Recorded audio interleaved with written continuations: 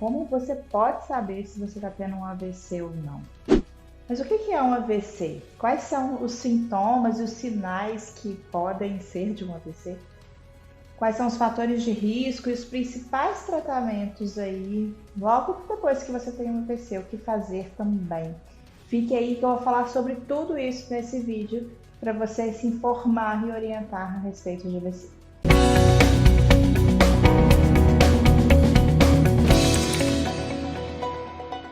Meu nome é Ludmila Toni, eu sou especialista em fisioterapia neurofuncional e já tenho quase 20 anos de experiência em tratamento de pessoas que tiveram AVC. Não sei se você aí sabe, mas o AVC, o acidente vascular cerebral, popularmente chamado de derrame, é a segunda doença que mais mata no Brasil e no mundo, só perdendo para o infarto, para as doenças do coração. A cada 4 pessoas, uma terá AVC na vida. Ou seja, a incidência é muito alta e por isso a gente precisa falar sobre essa doença. Grande parte dos pacientes que eu recebo aqui na clínica, que eu acompanho, ainda tem dúvida numa primeira consulta do que é realmente o AVC e quais são os conceitos básicos assim da doença. Então, por isso a importância de estar falando isso para você hoje. O acidente vascular cerebral é uma interrupção do fluxo sanguíneo para o cérebro. E o cérebro é como se fosse a máquina que comanda todo o nosso corpo. Então, se você tem uma interrupção de sangue para o cérebro, você acaba perdendo a oxigenação no cérebro, tendo morte de alguns neurônios e perdendo algumas capacidades específicas, como, por exemplo, falar, se movimentar, se manter de pé. Então, isso vai depender muito da área que o AVC atingir.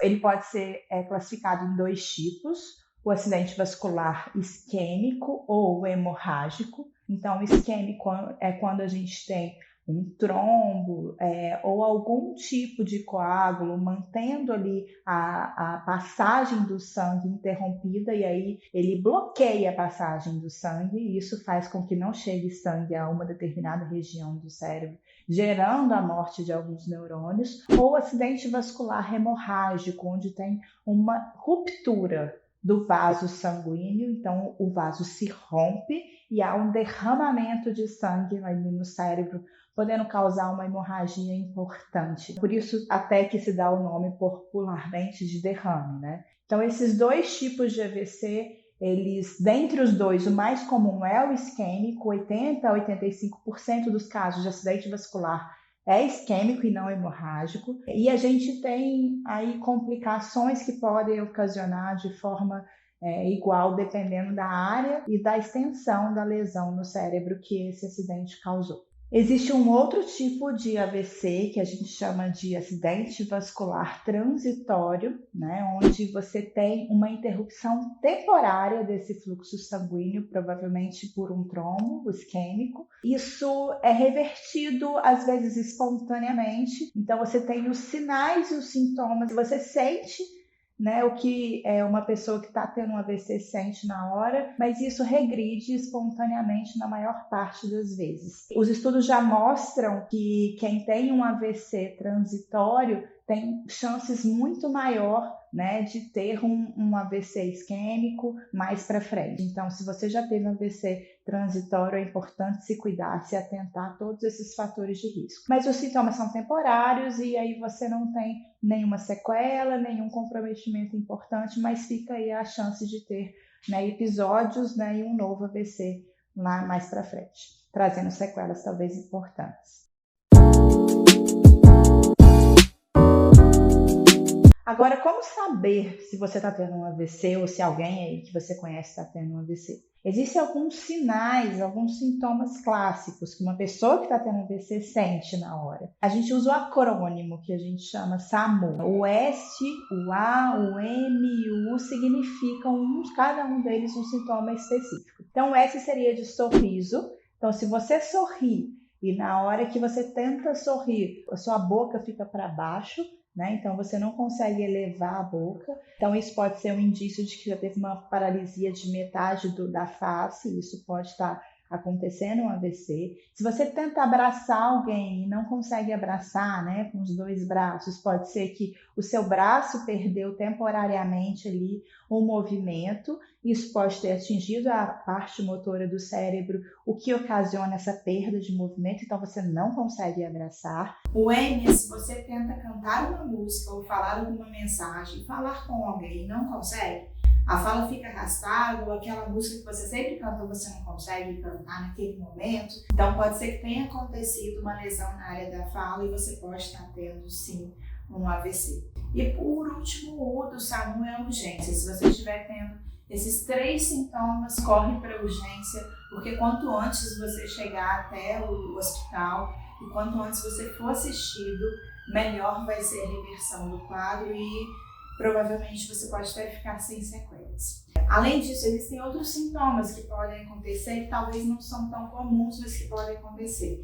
Tontura, enjoo, né? Nos casos dos AVCs hemorrágicos, uma dor de cabeça muito intensa. Então, mesmo que não seja especificamente os sintomas do acrônimo que eu acabei de explicar, é importante que você corra para o hospital, chame o SAMU, o 192, porque ele já direciona você, ou quem você precisa, né, que está tendo sintomas aí, para uma unidade de referência em AVC, que já tem todo um protocolo do que fazer nas primeiras horas, e isso é importantíssimo. Cada minuto importa. A gente tem uma frase que é muito importante, que é: tempo é cérebro. Quanto mais tempo você perder, maior pode ser a sua lesão cerebral. Então, a janela das primeiras 4 horas, desde o início dos sintomas, desde que o AVC começou a acontecer, é muito importante para realizar os procedimentos ali de socorro, os procedimentos médicos, e isso pode impactar muito a sua qualidade de vida mais à frente.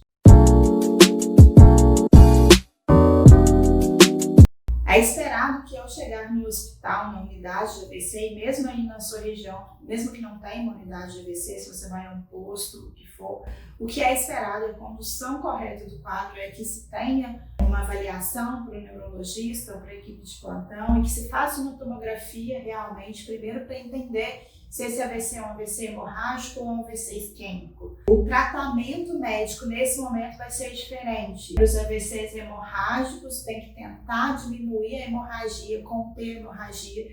E para os AVCs isquêmicos, a ideia é fazer com que aquele trombo, ou que esteja impedindo a passagem do sangue ali para o cérebro, não aconteça mais. Então, os procedimentos são diferentes, né? Então, é importante diagnosticar se é um AVC hemorrágico ou isquêmico, e uma tomografia pode fazer isso. E aí, nessas primeiras 4 horas, pode ser indicado o uso de trombólise, que existe uma medicação que é administrada para o paciente que teve AVC isquêmico para dissolver esse trombo. E pode ser também indicada a trombectomia, que é uma cirurgia onde se coloca um stent para melhorar, gerar o fluxo novamente naquela região do trombo lá, retirando aquele trombo. Nem sempre todo mundo precisa fazer trombectomia, mas o médico, o neurologista vai avaliar, né, nos casos de AVC isquêmico. Nos casos de AVC hemorrágico, o ideal é conter hemorragia, como eu falei antes.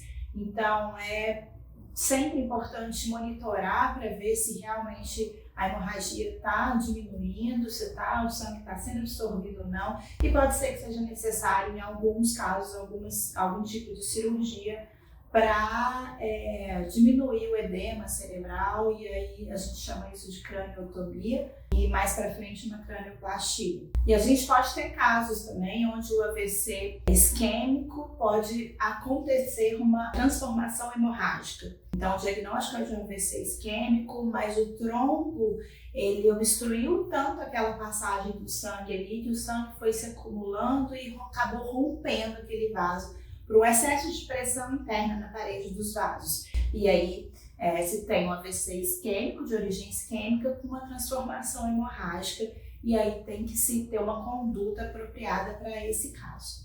Então, isso que vai fazer é a equipe médica que vai te atender na urgência, vai determinar o que é melhor ali para estabilizar o quadro e para diminuir o tempo e a área de lesão ali sobre o cérebro e conseguir um refluxo do sangue oxigenado no cérebro. Essa é o objetivo. Pode ser que o paciente precise ir para UTI ou não necessariamente, então a equipe médica que vai determinar qual que é o melhor tratamento nesses casos.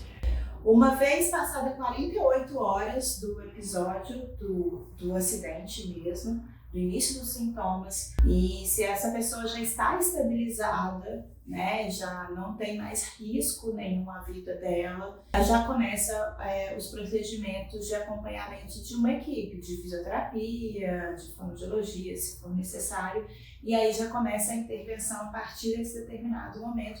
Mas isso a gente vai falar mais à frente, acompanha aí alguns vídeos só em relação às intervenções. O tratamento precisa ser contínuo, então esse é o ponto inicial do tratamento e precisa de uma linha de cuidado desde o momento que sai do hospital até o momento da reinserção novamente na sociedade, da participação novamente dessa pessoa na sociedade. Mas como parte do tratamento, entender e identificar os fatores de risco e também a causa desse AVC é extremamente importante. Então, ainda no hospital, antes da alta hospitalar, geralmente se faz uma investigação de qual a causa desse AVC. Investigação de algumas doenças que podem, né, predispor a formação, por exemplo, de trombos, né, que podem predispor uma hemorragia. Então, a gente vê algumas doenças autoimunes, a gente vê algumas doenças reumatológicas podendo predispor a casos de AVC. Colhe-se um histórico do paciente em relação ao controle desses fatores de risco. Então, os fatores de risco são fatores que, quando presentes na sua vida, podem gerar um risco maior de você ter um AVC. Dentre eles, por exemplo, a gente tem os fatores que a gente considera fatores modificáveis, ou seja, que você pode modificar no curso da sua vida, e fatores que não são modificáveis, no qual você não tem a capacidade de modificá-los. Então, vale muito você entender quais desses fatores de risco modificáveis, por exemplo, você já pode começar a intervir para você ter uma chance menor de ter um novo AVC. Então pensa aí, você tem uma vida saudável, faz atividade física, o sedentarismo é um dos fatores de risco para se ter um diagnóstico de AVC. O fumo, a alimentação desregrada, né? A obesidade, que tem uma relação ampla com, né, a questão do sedentarismo e da alimentação. O uso de álcool e de drogas, todos esses fatores são fatores que nós podemos modificar no nosso dia a dia, no nosso comportamento e que podem diminuir, sim, o risco de uma pessoa ter um AVC. Mesmo assim, existem casos de pessoas que sempre tiveram esses fatores controlados e ainda assim têm um AVC, que pode ser causado por alguns fatores que a gente chama de fatores não modificáveis. Então, existe o fator genético, que a gente, hoje em dia as pesquisas mostram que não é a grande maioria, mas que existe algum fator genético que predispõe uma pessoa a ter um AVC. Existe, por exemplo, doenças como a fibrilação atrial, a diabetes, que apesar de você não conseguir ter cura para a diabetes, você pode fazer o controle da diabetes. Quanto mais controlado estiver essa doença, melhor vai ser o risco de você ter um AVC. A hipertensão arterial, que é um dos fatores, né, vamos dizer assim, o mais evidente, né, uma porcentagem maior das pessoas tem AVC por conta da pressão alta. Então é uma doença também silenciosa, mas que quando controlada diminui muito a chance de você ter um acidente vascular cerebral. Além, por exemplo, da idade ser um fator não modificável, então a gente vê que quanto maior a idade de uma pessoa, maior a chance dela ter um AVC, mas isso a gente já está vendo aí um aumento expressivo de pacientes jovens também tendo AVC. Então é muito difícil estabelecer regras que funcionem para todo mundo do mesmo jeito. O importante é que você tente controlar esses fatores de risco aí modificáveis, tendo um bom comportamento. E a parte que te cabe, a parte pela qual você é responsável na sua vida, possa ser controlada, para que você tenha uma vida com mais saúde, com mais qualidade de vida. E aí, se for o caso, né, desse AVC acontecer, você precisa ainda mais controlar esses fatores de risco. Porque já existem estudos mostrando que a chance de uma pessoa que teve AVC ter um outro AVC é muito maior do que a chance de uma pessoa que nunca teve nenhum episódio, nunca teve o diagnóstico de AVC. Isso não quer dizer que você que teve AVC com certeza vai ter um segundo, terceiro ou quarto, mas é uma atenção que você tem que dar a esses fatores e se ligar nisso para que realmente você não propicie uma nova possibilidade de um novo AVC. Então é importante seguir em frente, é importante tentar uma reinserção novamente, uma participação novamente na sociedade e tocar a vida daí em diante. O tratamento precisa começar nas primeiras 48 horas após o AVC, já no hospital, mesmo que o paciente ainda esteja na UTI ou no quarto. O início do tratamento fisioterapêutico é após as primeiras 48 horas e isso inclui toda a equipe do processo de reabilitação. O fonoaudiólogo, o nutricionista, o psicólogo, então qualquer intervenção que tenha algum sistema responsável que esses profissionais possam intervir é iniciada 48 horas após o AVC, o paciente estando estável e tendo aí como objetivo a melhora daquele quadro ali, uma vez que as sequelas já começam a serem determinadas a partir de então. Mas a gente vai falar mais sobre o tratamento em próximos vídeos e aí você vai entender melhor toda essa linha de cuidado, desde o momento que a pessoa recebe o diagnóstico até a alta hospitalar e todo o processo até a reinserção na sociedade. Se você quer saber mais sobre esse assunto, clique no link de descrição desse vídeo aqui de baixo para acessar a aula grátis do Desvendando Meu AVC, o meu curso para pessoas que tiveram AVC e seus familiares. Então fica a dica aí, espero ter te ajudado. Se eu te ajudei, compartilha, divide esse vídeo para outras pessoas. E eu tô aqui todos os dias falando de AVC para você. Até a próxima!